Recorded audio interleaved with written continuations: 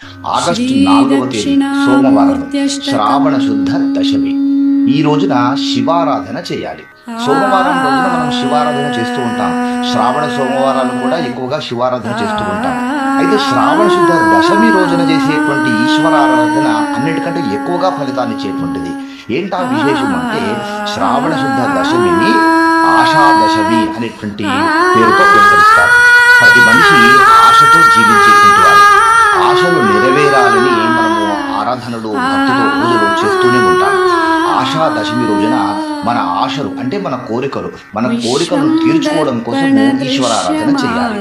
అయితే అన్ని ఆరాధనలతో, అన్ని అభిషేకాలతో సమానంగా ఈ అభిషేకం ఉండదు. శ్రావణ శుద్ధ దశమి రోజున విశేషంగా గంధంతో మాత్రమే ఈ శివారాధన చేయాలి, గంధంతో మాత్రమే అభిషేకం చేయాలి. గంధంతో అభిషేకం ఎలా చేయాలంటే, మార్కెట్లో దొరికేటువంటి అభిషేకం చేయకూడదు.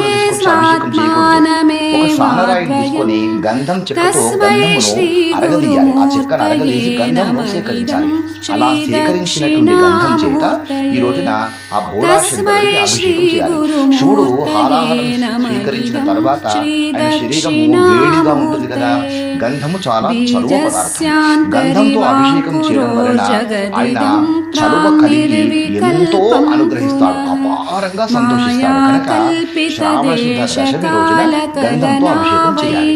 ఒకవేళ మీ దగ్గర గంధం రాయి గాని, గంధం చెక్క గాని లేదనుకోండి, కనీసము ఎలాంటి కల్తీ లేనటువంటి ఒక మంచి గంధమును మీరు తీసుకొని ఆ గంధం చేత అభిషేకం చేసినా సరిపోతుంది. ఒకవేళ అభిషేకం చేయడానికి కూడా మీకు కుదరలేదనుకోండి, దగ్గరలో ఉన్నటువంటి ఆలయంలో గంధమును సమర్పించండి. వాళ్ళు అభిషేకం చేస్తారు. కనుక శ్రావణ శుద్ధ దశమి ఆగస్టు 4 సోమవారం రోజున ఆషాదశమి రావడమే చాలా విశేషం.